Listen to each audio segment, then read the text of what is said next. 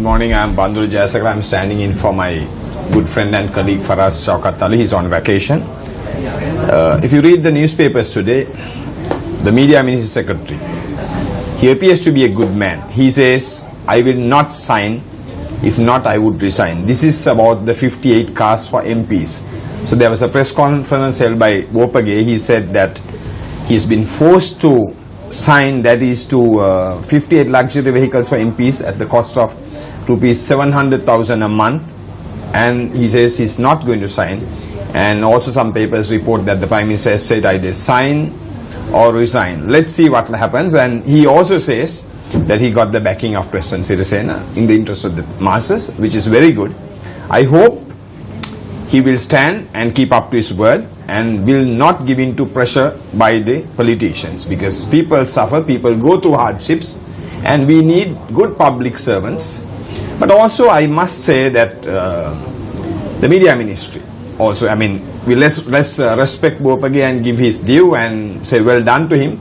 But also, do they need the Media Ministry Secretary a BMW? I don't think so. It was purchased by Dr. Charatha Herath when he was the secretary to the Media Ministry. Then the present Deputy Minister Karunaratne Parnavithana, he used it. Then the other Mr. Narampana used it, and Bopage also used it. So maybe they can give away the BMWs, use a normal car. I don't think you need all these to serve the masses. Having said that, we have a special guest today, and we are going to talk of cyber security. Let me introduce my guest first, and it's a very important man, highly qualified. He is Dr. Nalin Asanka Gamagedara Arachilage. He is a lecturer in cyber security. He is attached to the Australian Centre for Cyber Security, the University of New South Wales in Canberra, and the Australian Defence Force Academy. Nalin has more qualifications. He is also attached to the Oxford University Department of Computer Science, and he is a research assistant. Good morning, Nalin. Welcome to the program. Good morning. Thanks for having me here. What do you do? If you could explain to our viewers, what exactly do you do? Yeah, I'm a lecturer at UNSW, and at the same time I work for the Australian Defence Force Academy. 30% of time I do a bit of teaching, which is affiliated with the University of New South Wales, so training defence people. And 70% of time I would look after design and develop security systems that people can use. Now, you train the Australian defence people on cyber security. I'm a part of the group. Part of the group. Could you elaborate on that? I mean, you can say certain things. You don't have to say everything, but you could explain to our viewers. Yes, we have got a kind of like we have developed a Australian Centre for Cyber Security. We've developed a different streams, particularly cyber security technical streams, which we train people from penetration testers to digital forensic and developing secure code skills kind of things. And also we train people cyber security operation and compliances, like training managers, how can we get them to upskills, and also we train develop a cyber security strategy and diplomacy, because this is a huge problem today. ISIS problem, cyber warfare issues. We need to train the nation, not only Australia but also all over the world. We need to understand how we train the nation to combat against these cyber warfare issues. So we are ready for that. Who are the real enemies of the state when it comes to cyber warfare? Take Australia for instance, or you look at Sri Lanka. It's bad guys with a bad intention to make harmful effect. So that's caused a lot of problem. And there are also, technology has been already designed for good purposes, but people use the technology for the bad purposes as well. But this is the problem. Bad guys are always out there. It is not on the internet, but you can find them anywhere. Now take as far as cyber security, you think the bad guys are always winning, or are we secure enough? I'll give you a good example. Think about John Podesta's email hack. Hillary Clinton's presidential campaign manager, John Podesta's Yahoo account Gmail account actually, was hijacked. So they use, it looks like a lot of social engineering, the technical attacks, but they employed a social engineering, human exploitations rather than breaking into the system. They use a bit.ly account, URL shortening message service to make the URL look and feel like the legitimate one. However, what happened was John was failed to recognize the good URL from a bad URL. He just clicked on and disclosed all the credentials to the outside world. So then he disclosed all the information to the attacker. However, attackers are human too. We got to know it came from Russia. So they created, to shorten the URL, bit.ly account, they created a URL called Fancy Bear. Americans in Russia, or what? Now they are blaming Russia for this.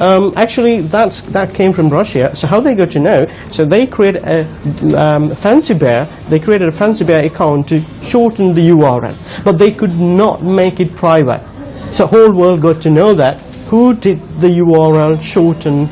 The service, who did the URL, who got the URL shortened. Who hacked into Hillary Clinton's accounts? I mean, it's a still open problem, and people try to, again, they blame to Russia as well. Let's look at Sri Lanka, Nadine. Now, how safe are we?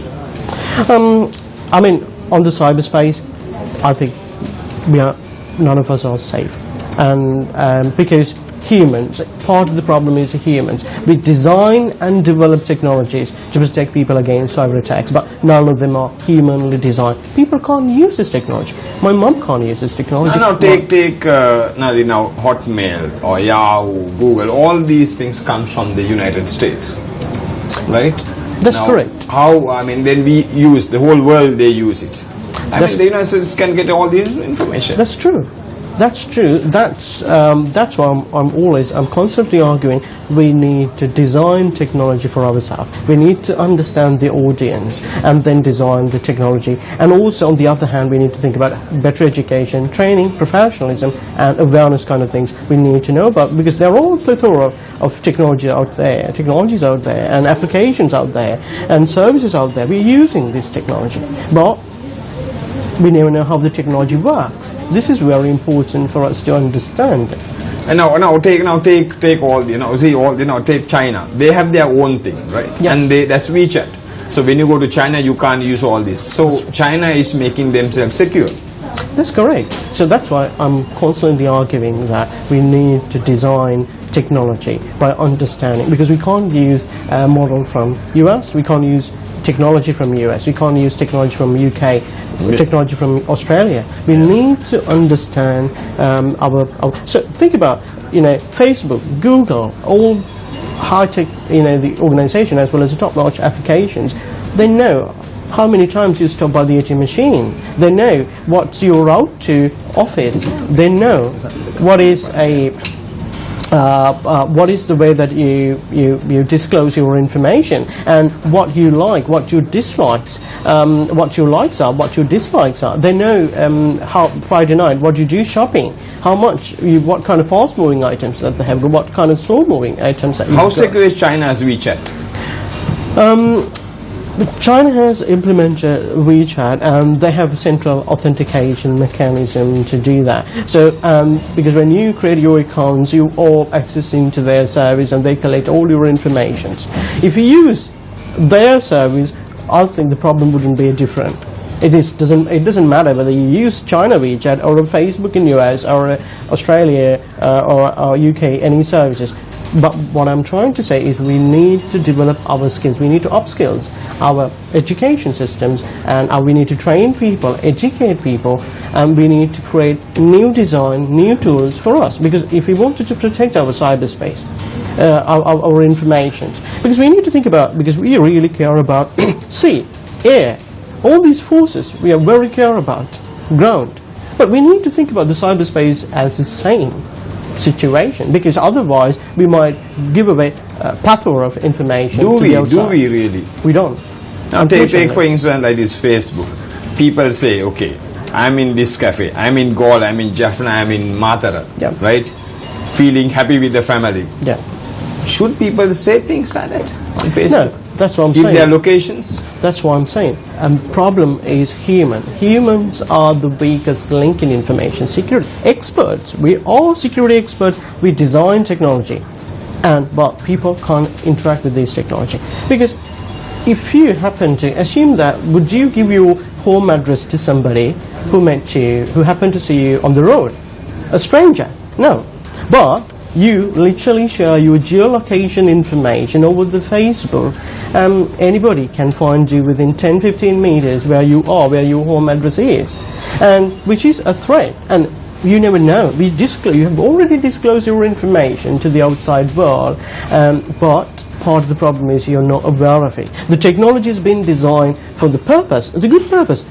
Facebook helps you to communicate, share your experience, share your feelings, and such and such. But only if that feature is not there, they will not use it. They are using it because it's there. Yeah. Or they want to connect people, say that, okay, I'm in this cafe, or let's say I'm going to London, people around. Isn't that the purpose? Yes, but then once you use that capability, feature, you need to make sure when you no longer be using that feature, you need to disable it.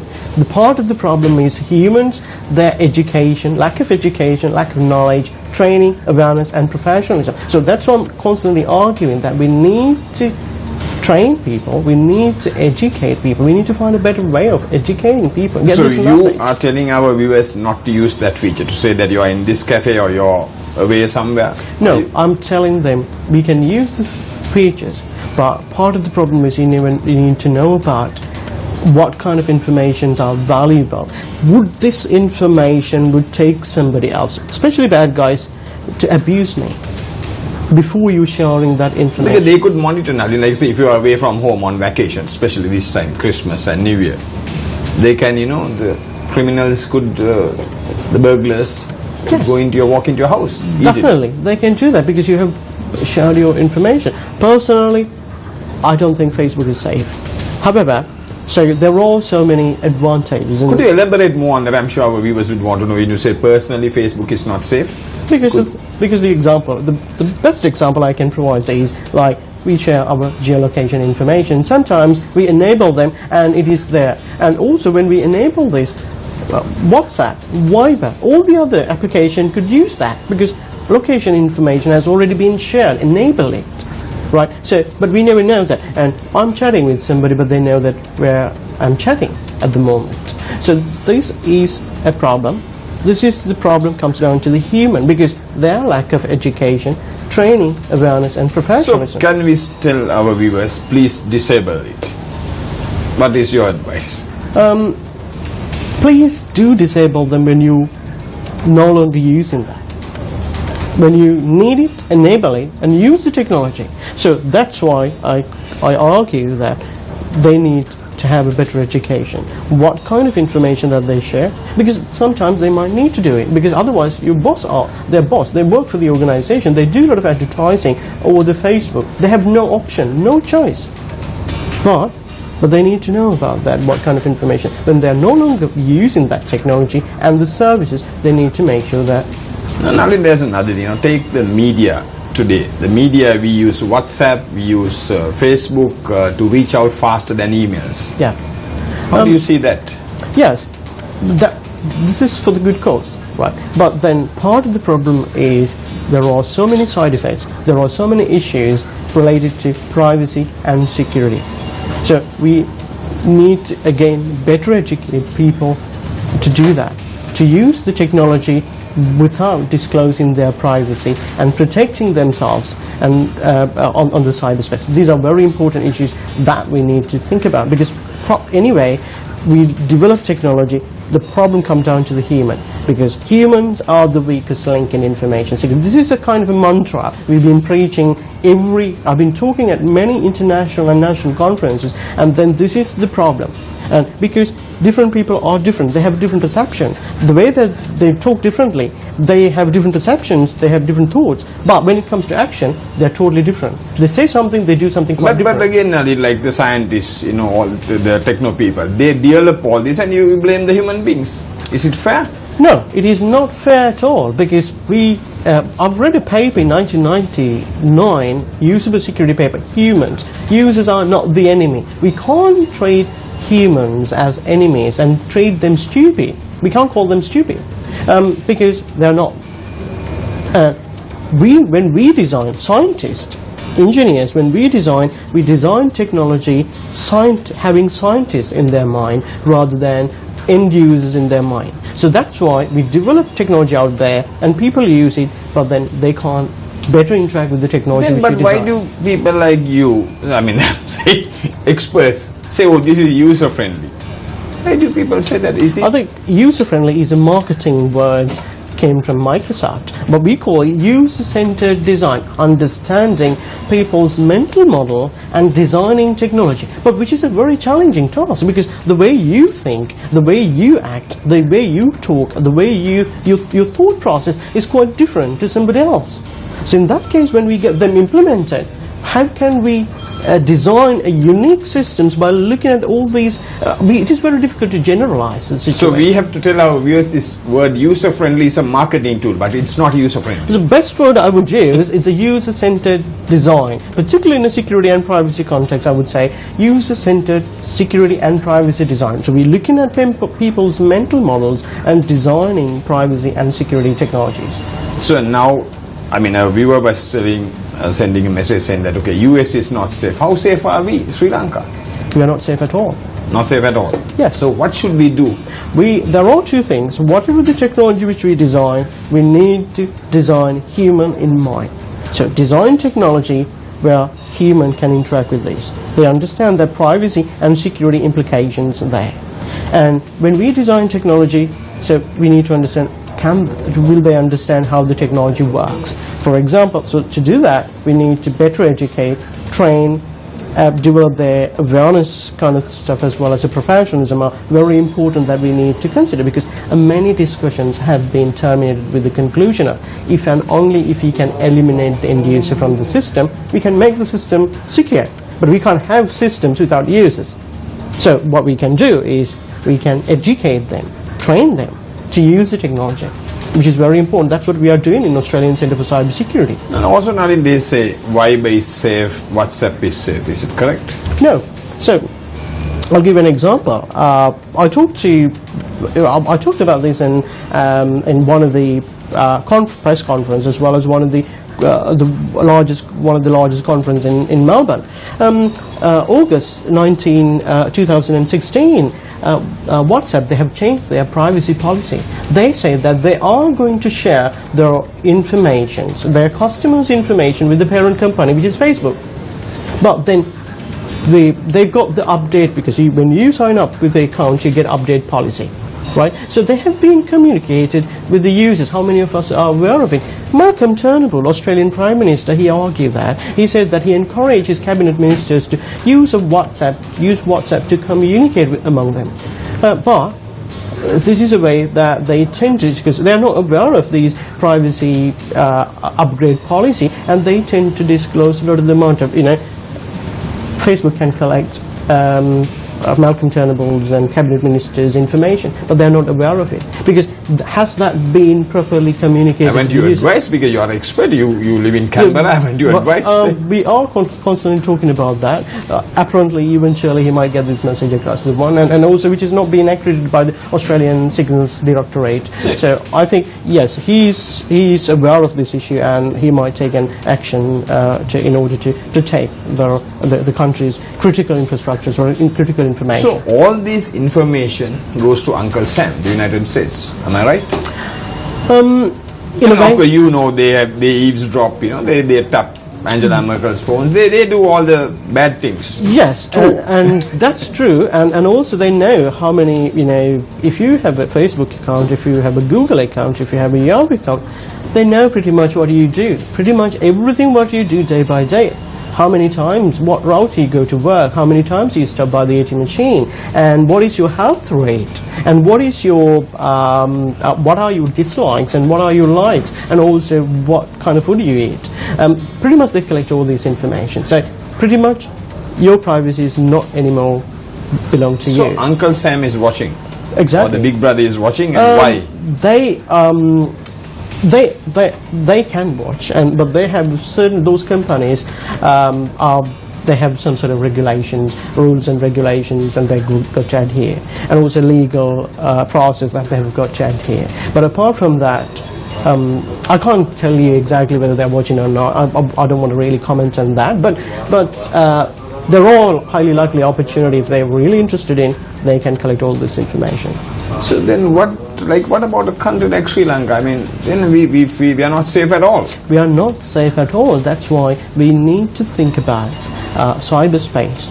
As I mentioned, that sea, ground, air, we are looking at all these forces. We have empowered the forces to combat against those terrorist attacks, but we never looked at cyberspace.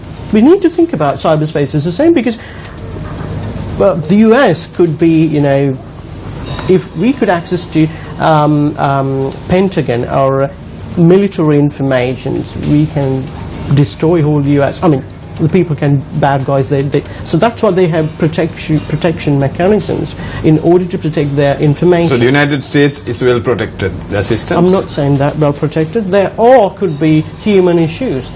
Assume that if one of these scientists got an email and clicked on that email, discloses all credentials to the outside world, because we are all human at the end of the day. So you're saying that you have to be very careful before clicking?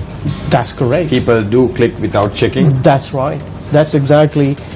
Phishing is it's one of the dangerous attack, and which could then generate other attacks such as botnet, zombies, Trojan, and all malware attacks, kind of things like that. So phishing is a huge problem. So in fact, I did my PhD in phishing as well, designing education mechanisms to protect framework to protect. There's another issue. I'm sure viewers would have they would have experiences now. Yeah. Take from Yahoo or Hotmail, all this. They say, okay, upgrade your email and all that. So you have a genuine request coming from Yahoo, or there are lots of other people, they send. So how do people choose between what is the correct one and what's wrong? How do people do that? That's why we need to train people. This has been happening. I of course check the address straight away. Actually you can have a look at the address, and also what I would do, I would advise people to copy and paste on the Google search engine and see that what's coming up, and if it is a legitimate one, and have a look. And also without clicking on that, sometimes when you click on that, they will direct you to assume that fake website and ask you to disclose your personal credential, all these credentials to the outside world. Or sometimes when you click on that, that could automatically generate virus attacks or malware attacks, which can destroy whole your central computer system. Or if my computer is attached to the organization, somebody can use my account to log into the organization infrastructure, all the informations, and destroy all these informations. This could be a very huge problem. Now recently Yahoo sent a email around saying that it was hacked and lots of information went out. Yes. And what would they do? What can they do about this? So this is the problem, and when it comes that was a genuine message.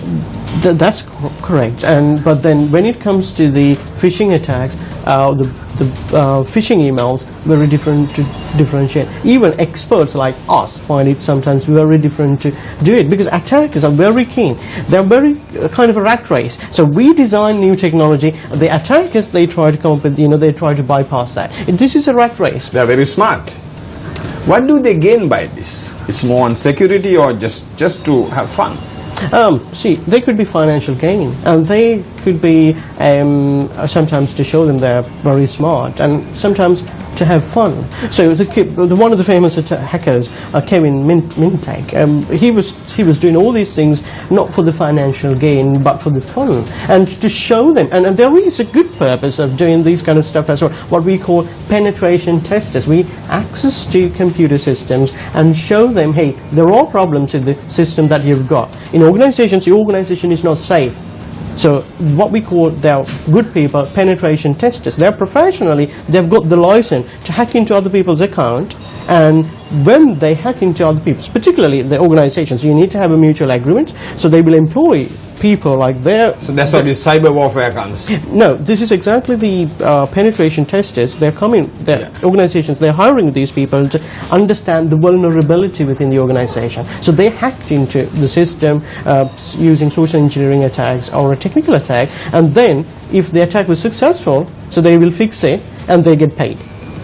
So we can use the skills and technologies for the good things as well, but we need to be very careful and very knowledgeable and keen how to do these things. I mean, do you think that we in Sri Lanka could develop our own system like China has done for WeChat? Do you think we are capable of it? Of course, we have the skills. I've recruited a few students. They are coming to Australia and they're working with me at the moment, and we are developing systems for them. They're coming through the UNSW, University of New South Wales, and we're working together to make the cyberspace a better place for everyone. Yes. They're Sri Lankan, and for Sri Lanka, I mean. I see a lot of Sri Lankans, we have a talent, but part of the problem is we need to think about research. Research is very important. We need to we need to spend a lot of money on research and technology development and technology protections, privacy and security aspects. So, you are on vacation here, but have you got any plans to go to the village, educate them, work with them? Yes, I've got some plans, and also I will be planning to visit University of Maratu and other organizations, and also University of Colombo, and probably I might be expecting to recruit some PhD students to work with me if they're interested in. And we are trying to take talents, and the government can use us to bring them back to the country and ask them to serve to the country, which is a good thing that we can do, but I haven't received any open invitation for that. Yeah, I hope that happens. Like the government, time to time invite expatriates, the experts to come and help. I hope they make use of your service. Of course, I'm more than happy to help them. And what I want to say is that, it's very important, like what Dr. Nalin Asanka was saying, that we are not secure at all. And don't get carried away by this word user-friendly. It is not user-friendly. We got to, like you said, learn more, educate ourselves more. That's and correct. also I would say it's very important that we teach people, like not only in English but Sinhala and Tamil.